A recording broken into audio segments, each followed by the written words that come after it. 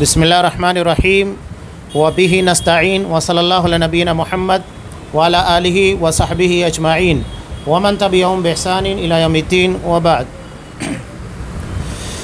تمام قسم کی تعریفات اللہ رب العالمین وحدہ لا شریک کے لیے لائق و زیبا ہیں، جو ساری کائنات کا تنہا خالق و مالک ہے، اور بے شمار درود و سلام ہوں اللہ کے آخری نبی جناب کریم محمد رسول اللہ صلی اللہ علیہ وسلم کی ذات مقدسہ پر۔ محترم سامعین،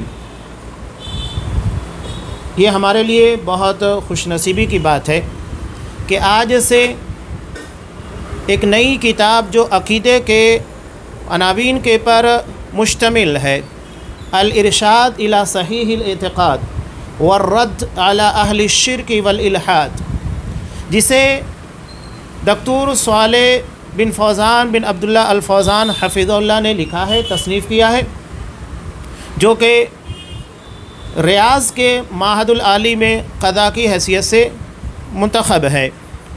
میں اس کتاب کے بارے میں الحمدللہ اللہ نے توفیق دی، جو کہ تقریباً 400 صفحات کے پر مشتمل ہے۔ 2018 میں نے اس کا ترجمہ کیا تھا، اور آج ممبئی جمعیت اہل حدیث کی جانب سے کتاب پرنٹ ہو کر آ بھی چکی ہے۔ انتہائی اہم کتاب عقیدے کے عنوان پر ہے۔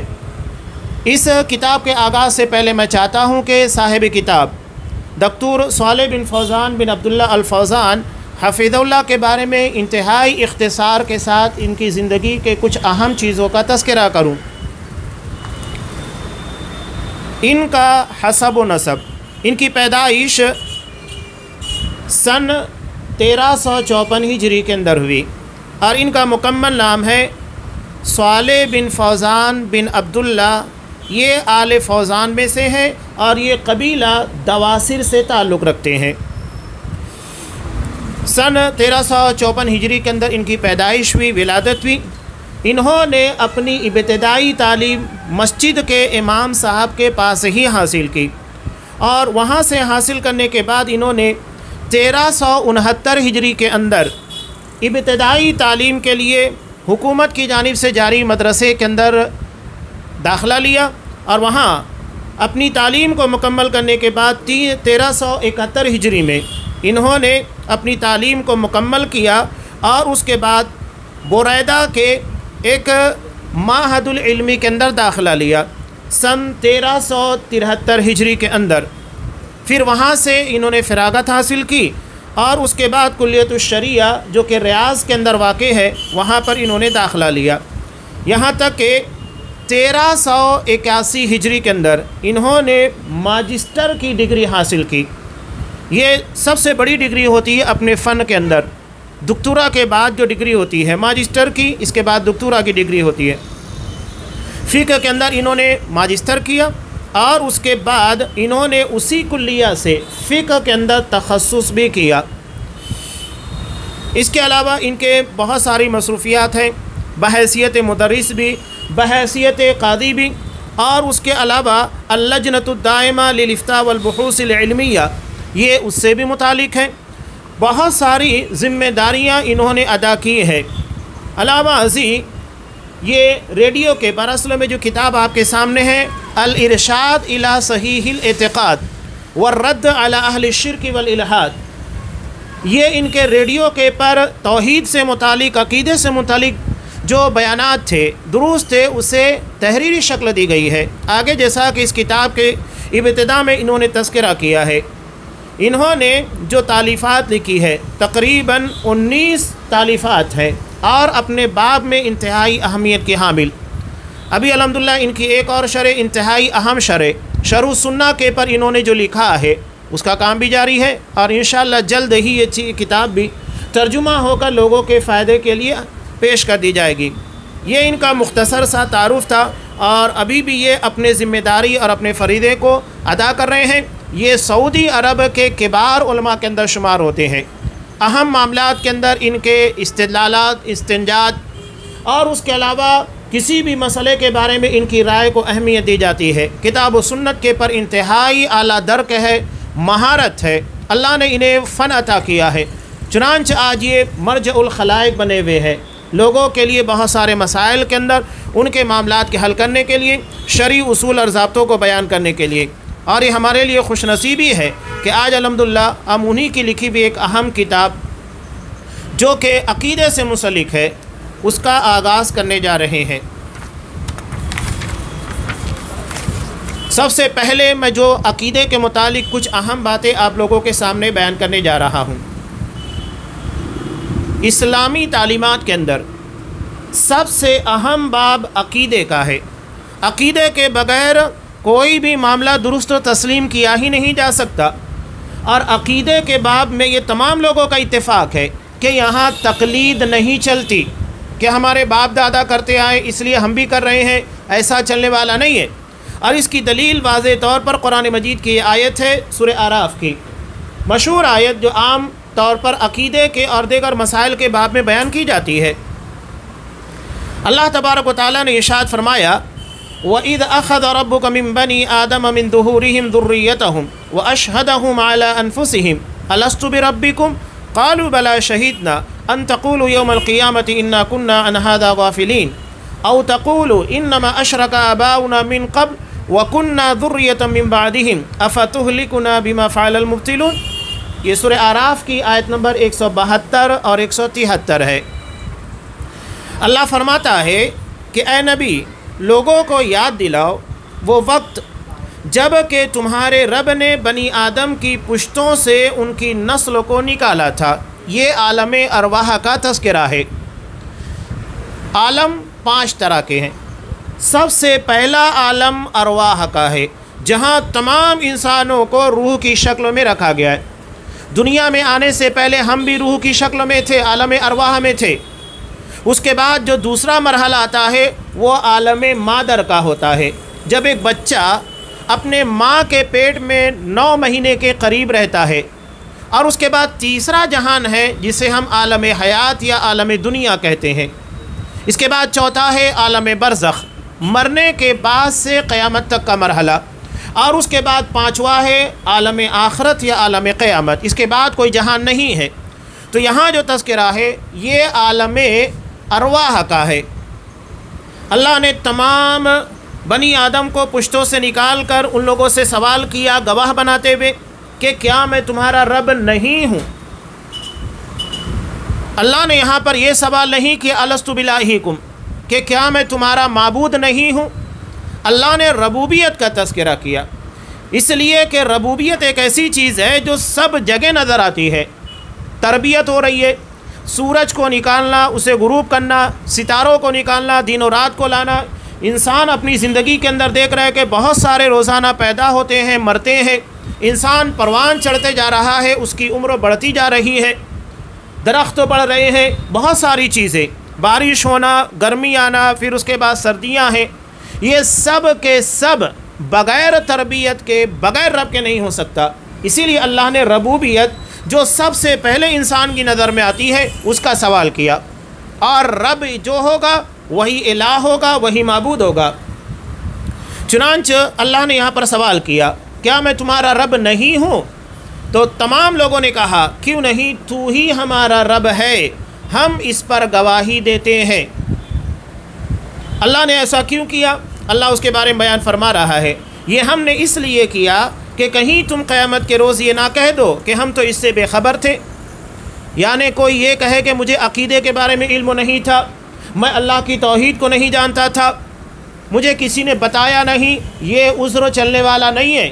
عقیدے کے باب میں اگر کوئی غفلت کا شکار ہوتا ہے، جیسا کہ یہاں پر کہا گیا کہ عن ھذا غافلین، ہم اس سے غافل تھے، یہ عذر نہیں چلے گا۔ سیدھی سی بات ہے کہ اس کے بارے میں علم حاصل کرنا ہوگا۔ ایک انسان اگر پیدا ہونے کے بعد وہ بڑا ہو جائے اور اس کے باپ کا یا ماں کا پتہ اسے نہ بتایا جائے، یا اس کے ماں کا یا باپ کا انتقال ہو چکا ہو، تو وہ اپنے ماں باپ کے بارے میں، رشتہ داروں کے بارے میں فکر مند ہوتا ہے کہ میرا رشتہ دار کون، میرا باپ کون، میری ماں کون۔ تو انسان اپنے ماں باپ جو کہ ایک ذریعہ ہوتے ہیں دنیا میں لانے کا، اس کے بارے میں اتنا فکر مند، تو خالق کائنات جس نے پوری کائنات کو پیدا کیا، اس کو بھی پیدا کیا، اس کے بارے میں کیوں نہیں جاننا چاہتا ہے؟ یہ بنیادی حقیقت ہے، فطرت ہے، ضرورت ہے۔ تو کوئی یہ کہے کہ ہم بے خبر تھے، ہم کو علم نہیں تھا، نہیں چلنے والا ہے۔ ہاں یہ بھی ہو سکتا ہے کہ قیامت کے روز تم یہ کہہ دو کہ ہمارے باپ دادا یہ کام کرتے آ رہے ہیں اس لیے ہم نے بھی کیا ہے۔ افتہلکنا بما فعل المبطلون، کیا تو ہمیں ان باطل پرستوں کی وجہ سے ہلاک کرے گا؟ تو اللہ نے یہ عذر اسی بنیاد کے پر ختم کر دیا کہ کوئی قیامت کے دن یہ نہ کہے کہ اللہ مجھ کو پتہ نہیں تھا یا تم اپنے باپ دادا کو پایا۔ یہ جو آخری جملہ ہے کہ ہم نے اپنے باپ دادا کو ایسا کرتے ہوئے پایا، اسی سے رد ہوتا ہے تقلید کا، خاص طور سے عقیدے کے باب میں۔ اگر کوئی یہ کہے گا کہ میرے باپ دادا قبر پرست تھے، یا وہ شرک کیا کرتے تھے، وہ کسی کا وسیلہ استعمال کیا کرتے تھے، یا وہ کسی پیر ولی بزرگوں کے نام کے پر بکرے ذبح کیا کرتے تھے، ہم بھی کرنے لگ گئے، ایسا نہیں چلے گا۔ تقلید یہاں چلنے والی نہیں ہے۔ اور یہ بات حیرت کی بات یہ ہے، مقلدین بھی تسلیم کرتے ہیں، وہ صاف کہتے ہیں کہ عقیدے کے باب میں تقلید جائز نہیں ہے، بلکہ وہاں پر کتاب و سنت، قرآن و حدیث سے جو چیز ثابت ہے وہی ماننا ہوگا۔ وہاں ہمارے باپ دادا کرتے آئے نہیں چلے گا۔ کتنی عجیب بات ہے کہ عقیدے میں یہ لوگ کہتے ہیں کہ تقلید نہیں چلے گی، تو مسائل میں کیسے تقلید چلے گی؟ یہاں پر کسی کا اختلاف نہیں کہ عقیدے کے باب میں تقلید جائز نہیں ہے۔ چنانچہ کوئی یہ کہے کہ ہمارے باپ دادا نے ایسا کیا، نہیں چلے گا۔ اللہ بازی، قبروں کے اندر جو 3 سوالات ہوں گے، اس میں پہلا اور بنیادی سوال ہوگا اللہ تبارک و تعالیٰ کے بارے میں۔ سب سے پہلا سوال ہوگا رب کے بارے میں، ربوبیت، اس لیے کہ عالم ارواح میں بھی ربوبیت، اور یہاں جب انسان ایک نئے مرحلے میں داخل ہوتا ہے، عالم برزخ جس کو کہا جاتا ہے، اس کے بارے میں بھی ربوبیت کا ہی سوال ہونے والا ہے۔ اب جب وہ سوال کریں گے، تینوں سوالات کے جوابات وہ نہیں دے گا، تو وہاں پر کیا کہے گا؟ لا، فرشتے اس کو کہیں گے منکر نکیر، لا دریت ولا تلیت، کہ نہ تو نے جانا اور نہ پڑھا، یہ تیری اپنی سستی اور غفلت تھی کہ تو نے اس کو جاننے کی بھی کوشش نہیں کی اور نہ پڑھنے کی کوشش کی۔ اس کا مطلب یہ ہے کہ عقیدے کی باتوں کو جاننا پڑھنا ضروری ہے۔ جو لوگ نہیں پڑھتے وہ قبر کی زندگی میں، عالم برزخ میں منکر نکیر کے سوالوں کے جواب نہیں دے پائیں گے، اور پھر منکر نکیر یہی کہیں گے نہ تو تم نے جانا نہ تم نے پڑھا۔ اس لیے عقیدے کے بارے میں خصوصی طور پر توجہ دینا چاہیے۔ اب سوال یہ پیدا ہوتا ہے کہ عقیدے کا علم کس سے حاصل کریں؟ کیا ہر کوئی ایرا غیرا یا کم پڑھا لکھا چند کتابوں کا جاننے والا یہ ہمیں عقیدہ پڑھا سکتا ہے؟ یہ ہمیں عقیدہ توحید کے بارے میں علم دے سکتا ہے؟ یہ بنیاد ہے اور اسی کے پر تمام اعمال کو رکھا گیا ہے۔ تو جب تک معتبر علماء نہ ملے، قرآن مجید نے کیا بیان کیا؟ فاسألوا اہل الذکر، اہل ذکر سے سوال کرو، ان کنتم لا تعلمون، اگر تمہیں علم نہ ہو۔ سوال کیسے ہوگا؟ قرآن مجید نے بھی بیان کیا، بالبینات والزبر، واضح دلیل اور آسمانی کتابوں کے حوالے سے، یعنی جن کتابوں کو اللہ نے نازل کیا، انسانوں کی لکھی بھی کتاب نہیں، جو کتاب اللہ نے آسمان سے نازل کی ہے وحی کے ذریعے، وہ بینات اور زبر میں داخل ہے۔ کوئی کچھ بھی دلیل پیش کر دے اس کو نہیں مانا جائے گا جب تک کہ اس کی صحیح طور پر آسمانی کتابوں سے دلیل نہ مل جائے۔ پہلی چیز تو اللہ نے بیان کیا فاسألوا اہل الذکر، سوال کرو اہل ذکر سے۔ ذکر سے مراد جو قرآن و حدیث کا علم رکھتے ہیں۔ یہاں پر علماء کی فضیلت بھی ہے کہ اللہ نے علماء کی طرف رجوع کرنے کا حکم دیا کہ علماء سے سوال کیا جائے۔ اور دوسری بات یہ ہے کہ ذکر سے مراد پوری شریعت ہے، یعنی جو شریعت کے جانکار ہیں، کسی امام، فقی، پیر ولی بزرگوں کی کتابوں کا علم بہت ہو اور کتاب و سنت کے بارے میں علم نہ ہو، دلائل کا علم نہ ہو، احادیث کا علم نہ ہو، نہ احادیث کے صحیح اور ضعیف ہونے کا علم ہو، نہیں، یہ پختہ عالم نہیں ہے۔ پختہ علماء وہی ہیں جو قرآن و سنت کے پر گہرا علم رکھتے ہیں، گہری نظر رکھتے ہیں۔ تو انہی علماء سے سوال کرنا چاہیے اور انہی لوگوں سے پوچھنا چاہیے، انہی کے دروس میں شامل ہونا چاہیے۔ آج ہمارے لیے بڑا المیہ ہے کہ سوشل میڈیا کے پر جہاں کہیں کسی عالم کو دیکھا، اس کے فالورز زیادہ نظر آتے، لوگ اس کے پیچھے بھاگنے لگتے ہیں۔ خاص طور سے ہمارے لیے بڑا مسئلہ علی انجینئر مرزا کا ہے، اس کے علاوہ بھی بہت سارے ہیں۔ جو حقیقت میں عالم نہیں ہے، بلکہ خاص طور سے یہ سنی عوام کو گمراہ کرنے کے لیے ان کے لبادے کے اندر بھیجے گئے ہیں تاکہ لگے کہ قرآن و حدیث کو بیان کر رہے ہیں۔ یہ کیا کرتے ہیں، 10 باتیں اگر ہیں تو 9 باتیں کتاب و سنت کی رکھیں گے اور 10ویں بات وہ ایسی شامل کریں گے جو کہ کتاب و سنت کے بالکل خلاف، رافضیت، ناصبیت یا تو اخوانیت کیا اور تحریکیت کی جانب آپ کو لے کر جانے والی ہے۔ یہ مکمل طریقے سے آپ کو ساری غلط باتیں نہیں بیان کریں گے، بلکہ 9 باتیں اچھی بیان کر کے، صحیح بیان کر کے 10ویں بات آپ کو شامل کریں گے جو ان تمام چیزوں کے پر پانی پھیر دیتی ہے، جس میں رافضیت ٹپکتی ہے، شیعت کی جھلک ملتی ہے، اخوانیت اور تحریکیت کے بارے میں باقاعدہ طور کے پر آپ کو ورگلایا جاتا ہے۔ تو ایسے لوگوں سے، ایسے علماء سے محتاط رہنا چاہیے۔ تو ایسے علماء کا وجود اور ان کی کاوشیں، آج جیسا کہ شیخ صالح الفوزان حفظ اللہ کی کتاب آج ہمارے سامنے ہے، یہ ہمارے لیے بہت بڑی نعمت ہے اور یہ بہت ہمارے لیے اہمیت رکھتی ہے۔ چنانچہ ایسے ہی معتبر علماء کے دروس ہیں، محاضرات ہیں، کتابیں ہیں، فتاوے ہیں، ان کے ذریعے سے ہمیں استفادہ کرنا چاہیے۔ اب یہاں کتاب کے آغاز سے قبل شیخ صالح الفوزان حفظ اللہ نے انتہائی قیمتی مقدمہ لکھا ہے۔ مقدمہ کسی بھی کتاب کی جان ہوتی ہے، بلکہ تعارف ہوتا ہے کہ اس کتاب کے اندر کیا لکھا گیا ہے۔ تو اس مقدمے کے ذریعے انہوں نے عقیدہ توحید کے بارے میں جو کتاب لکھی ہے اس کی اہمیت کو بیان کیا۔ یہ سب سے پہلے اللہ کی حمد و ثنا بیان کرتے ہیں، بیان کرنے کے بعد یہ فرماتے ہیں کہ اللہ کا ارشاد ہے وَمَا خَلَقْتُ الْجِنَّ وَالْإِنسَ إِلَّا لِيَعْبُدُونَ، کہ میں نے جن و انس کو صرف میری عبادت کے لیے۔ حضرت عبداللہ ابن عباس رضی اللہ تعالیٰ عنہما لیعبدون کی تفسیر بیان کرتے ہوئے کہتے ہیں لیوحدون، صرف میری ہی عبادت کریں، توحید پر قائم رہے، یہ اصل چیز ہے۔ اللہ بیان فرماتا ہے ما اريد منهم من رزق وما اريد ان يطعمون، میں تم سے کوئی رزق نہیں طلب کرتا اور نہ ہی میں چاہتا ہوں کہ تم مجھے کھانا کھلاؤ۔ اللہ بے نیاز ہے، صمد ہے، غنی ہے، وہ ان ساری چیزوں کا محتاج نہیں، بلکہ رزاق اور پوری طاقت والا وہی ہے۔ اس کے بعد یہ بیان کرتے ہیں کہ اللہ تبارک و تعالیٰ نے اپنے رسولوں کو داعی بنا کر بھیجا، کس کی طرف؟ الی التوحید و اخلاص الدین۔ 2 چیزیں ہیں اور یہی بنیاد ہے، پہلا ہے توحید کی طرف اور دوسرا ہے اخلاص۔ اگر ایک آدمی کی توحید بہت اچھی ہے، عقیدے کے باب میں بالکل سدھرا ہوا ہے، لیکن اس کی نیتوں کے اندر فتور ہے تو کیا فائدہ؟ تو توحید کے ساتھ ساتھ نیتوں میں اخلاص ہونا بہت ضروری ہے۔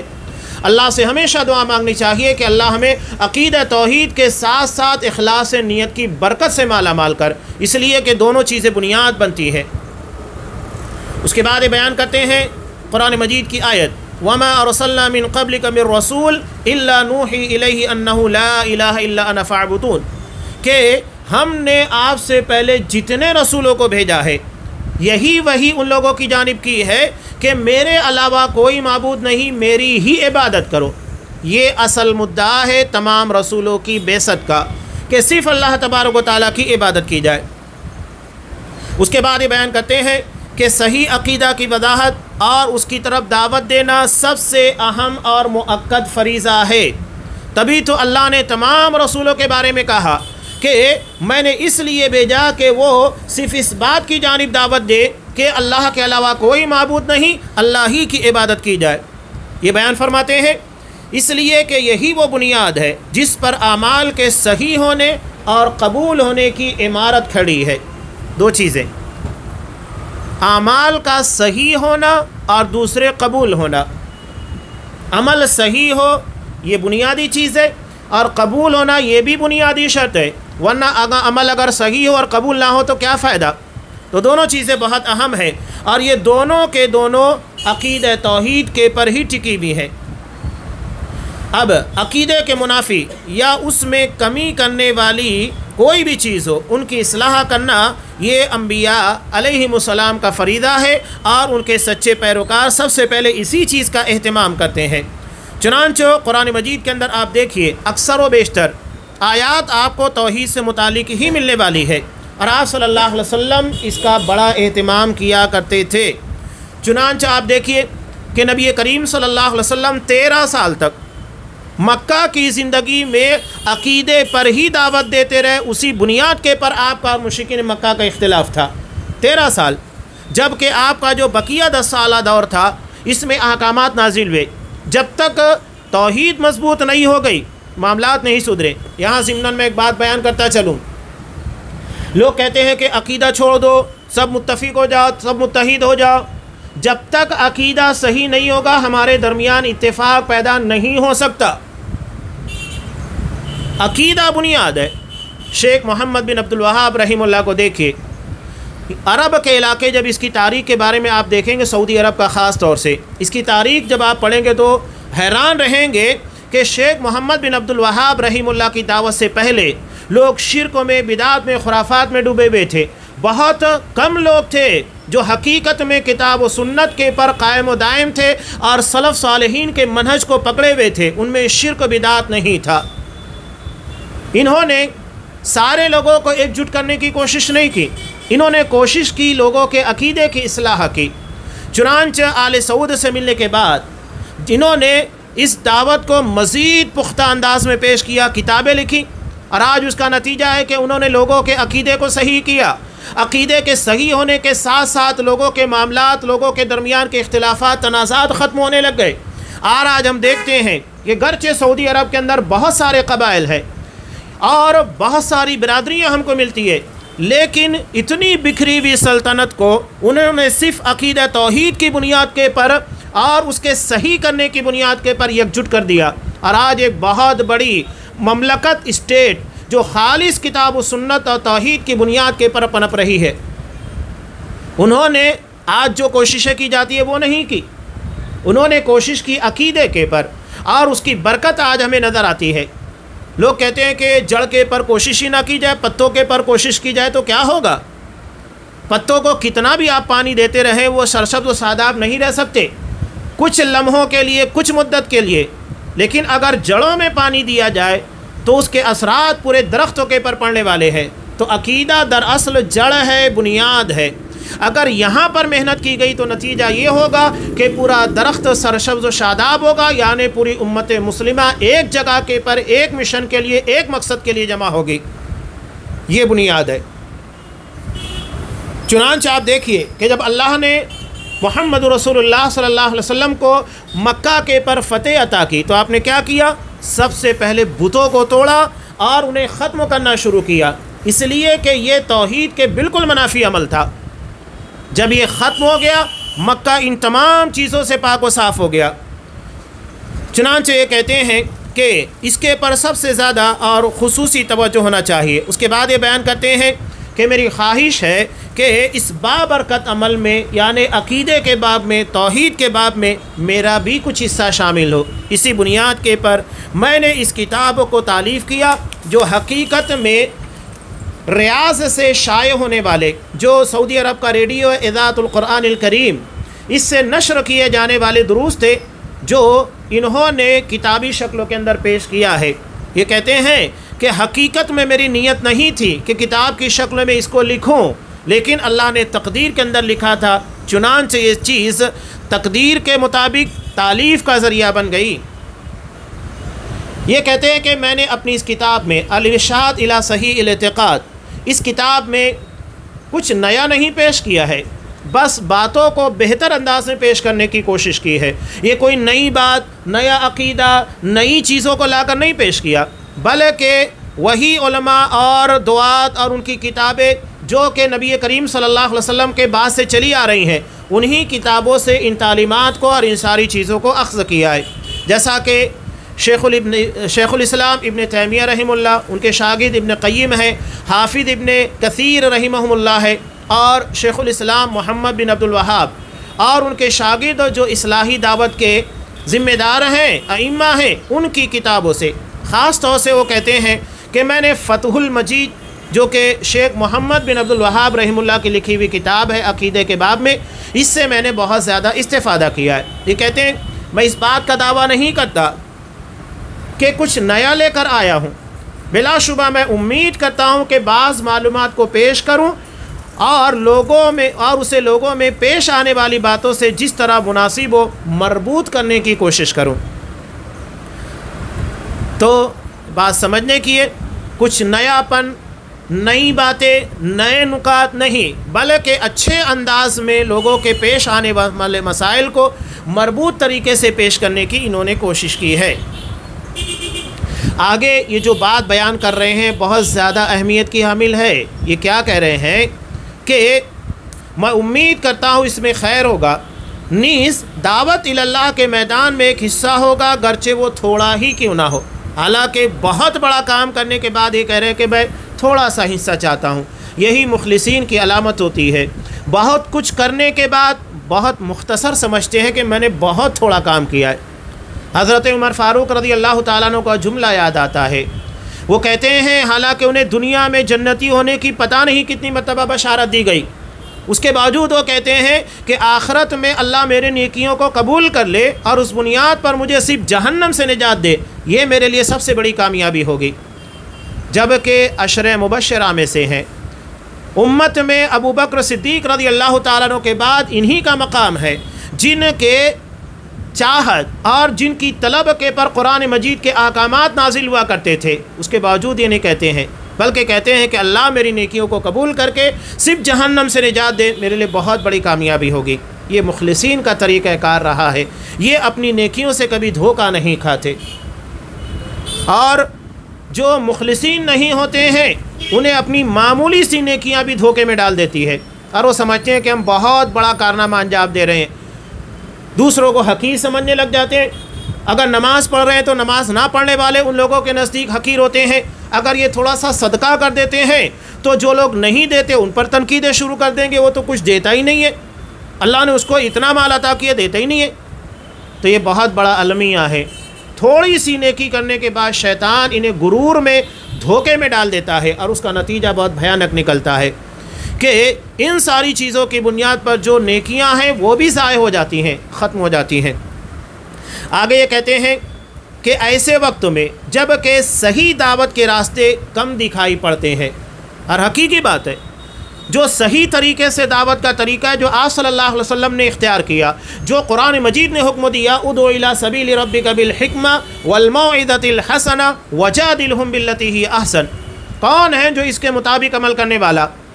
قرآن کتنا واضح کہہ رہا ہے، ادعو الی سبیل ربک، تیرے رب کے راستے کی طرف دعوت دے، کسی انسان کے بنائے ہوئے، کسی امام کے بنائے ہوئے، کسی پیر کے بنائے ہوئے راستے کی طرف نہیں۔ آج جو دعوتیں دی جا رہی ہے، چاہے وہ تبلیغی جماعت کی بات کہیے یا تو آپ جماعت اسلامی کی بات کہیے، تحریکیت، اخوانیت، رافضیت، کسی کی بھی بات کہیے، وہاں پر آپ کو جو راستہ، جو طریقہ کار ملے گا وہ اللہ کا بنایا ہوا، رسول اللہ کا بنایا ہوا نہیں، بلکہ انسانوں کا بنایا ہوا۔ وہ انسانوں کی کتابوں کو اہمیت دیتے ہیں۔ وہ تفاسیر جو حقیقت میں سلفی تفسیر ہے ہی نہیں، جو کتاب و سنت کی صحیح طور پر ترجمانی کرتی ہی نہیں، لوگ اسے مہر کے طور پر مانگتے ہیں اور بہت اعزاز کے طور پر۔ ابھی قریب میں بالکل جو خبر آئی کہ کسی محترمہ نے اپنے شوہر سے مطالبہ کیا کہ مہر میں مجھے تفہیم القرآن چاہیے، اور وہ تفہیم القرآن انہوں نے مہر کے طور پر لیا، اسے نیوز بنا دیا گیا۔ عجیب و غریب بات، یعنی جو تفسیر حقیقت میں کتاب و سنت کی صحیح طور پر ترجمانی نہیں کرتی، جہاں ترجمے میں عقیدے کی خرابیاں پائی جاتی ہے۔ آپ آیت الکرسی دیکھیے، ترجمے کے اندر وسیع کرسی السماوات والارض، کہ اللہ کی کرسی آسمان و زمین کو گھیرے ہوئے چھائی ہوئی ہے، وسیع اس کے پر، واضح طور کے پر کرسی کا ترجمہ حکومت سے کرتے ہیں، نعوذ باللہ۔ یہ قرآن کے معنی میں تحریف ہے، اور ایسے بہت ساری گمراہیاں، بہت ساری خرابیاں آپ کو ملے گی۔ اصل میں تفسیر وہ ہے، تفسیر معصور جس کو کہتا ہے، جس کے اندر احادیث کو اور اس کے بعد اصحاب کرام اور تابعین کے اقوال کو پیش کیا جاتا ہے، ان کی سمجھ اور ان کی فہم کے مطابق تفاسیر کو پیش کیا جاتا ہے، نہ کہ اپنی تفسیر یا اپنی رائے اور خیالات کو تفسیر بنا کر پیش کیا جائے۔ یہ تفسیر بالرائے ہوتی ہے، تفسیر بالمعصور نہیں ہے، جو کہ حقیقت میں سلف کے اقوال اور قرآن و حدیث سے مزین ہو۔ تو یہ بہت اہم چیز ہے کہ صحیح دعوت کے راستے کم دکھائی پڑتے ہیں۔ بہت سارے دعات عقیدے کی دعوت چھوڑ کر صرف کچھ ہی گوشوں کا اہتمام کرتے ہیں۔ کسی کو صرف حکومت کی پڑی ہوئی ہے، کسی کو صرف خدمت خلق کی پڑی ہوئی ہے، کسی کو صرف فضائل بیان کرنے کی فکر لگی ہوئی ہے، لیکن کوئی توحید کی طرف دعوت دے اور اس کے بعد شرک سے روکنے کی کوشش کرے ہمیں نظر نہیں آتا۔ یہی تو ہے کہ لوگ صحیح دعوت کے پر صحیح طور پر عمل نہیں کر رہے ہیں۔ اسلام کے کسی ایک حصے کو لے لینا، بقیہ حصے کو ترک کر دینا، یہ اس کے مزاج اور اسلامی تعلیمات کے خلاف ہے۔ بنیاد کے پر جب تک عمل نہیں ہوگا دوسرے کام نہیں بن سکتے۔ لوگ کہتے ہیں ارے عقیدے کی بات چھوڑو، یہاں پر اختلافات ہوتا، دوسری بات کریں گے۔ تو جب بنیاد ہی صحیح نہیں ہوگی تو دیگر معاملات کہاں سے صحیح ہوں گے؟ کیا یہ بات آپ صلی اللہ علیہ وسلم کو نہیں سمجھتی تھی کہ آپ نے مکہ کے اندر سب سے پہلے عقیدہ توحید کو پیش کیا؟ کتنے اختلافات ہوئے، کتنے جھگڑے ہوئے، آپ صلی اللہ علیہ وسلم کو مسلمانوں کو کتنی تکالیف دی گئی؟ کیا آپ صلی اللہ علیہ وسلم سے بہتر اسلام کی فہم رکھنے والا کوئی اور ہو سکتا ہے؟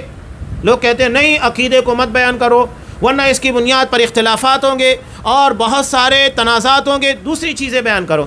ارے وہ چیزیں جو لوگوں میں مختلف ہیں ہی نہیں، اس کو بیان کرنے کا کیا فائدہ؟ اس لیے کہ وہ بھی مانتے ہیں، ہم بھی مانتے ہیں۔ اب نماز کے بارے میں کسی کو اختلاف ہے؟ نہیں ہے، ہر کوئی مانتا ہے نماز پڑھنا چاہیے 5 وقت کی۔ قربانی کے بارے میں، روزے کے بارے میں کس کو اختلاف ہے؟ ہر کوئی مانتا ہے۔ بنیاد کے پر کوشش کیجیے عقیدے پر، جہاں اللہ کی توحید کو جگہ جگہ پامال کیا جاتا ہے، بلکہ شیطان اتنا کائیاں ہے کہ وہ مزار کے پر کلمہ توحید کا جھنڈا لگا کر اسی کے نیچے شرک کرواتا ہے، اتنا کائیاں ہے وہ۔ تو یہ بات جاننا بہت ضروری ہے، اسی کو یہ بیان کر رہے ہیں کہ لوگ صحیح دعوت کے راستے پر کم دکھائی پڑتے ہیں۔ بہت سارے دعات عقیدے کی دعوت کو چھوڑ کر صرف کچھ ہی گوشوں کا اہتمام کرتے ہیں، صرف فضیلتیں بیان کریں گے، کہیں گے مسائل کے بارے میں مت جاؤ، مسائل سے بچو، صرف فضائل بیان کرو۔ بات یہ ہے کہ جب تک مسئلہ صحیح نہیں ہوگا تو فضیلت کہاں ملے گی؟ اگر ایک آدمی کی نماز صحیح نہیں ہے تو اسے پہلے مسائل بیان کیے جائیں گے، نماز صحیح کر، اس کے بعد فضیلت ملے گی۔ اور وہ کچھ بھی کیسے بھی کسی بھی طریقے سے نماز پڑھ لے تو کیا اس کو فضیلت ملے گی؟ نہیں ملے گی۔ تو مسائل پہلے ہیں، اس کے بعد فضائل ہیں۔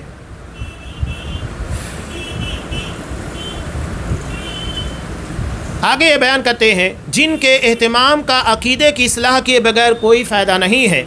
یہ دعات لوگوں کو دیکھتے ہیں کہ وہ شرک اکبر میں ملوث ہیں، کھلا کھلا دیکھتے ہیں۔ لوگ کسی بستی میں چلے جائیں گے یا کسی علاقے کے اندر چلے جائیں گے، لوگ وہاں پر شرک میں ڈوبے ہوئے، تعویذ گنڈا کیا جا رہا ہے، وسیلے میں دعائیں مانگی جا رہی ہے، کسی پیر یا ولی بزرگوں کو پکارا جا رہا ہے، یا اس کی درگاہ کے پر، اس کی آستانے کے پر حاضری دی جا رہی ہے، کوئی مسئلہ نہیں ہے۔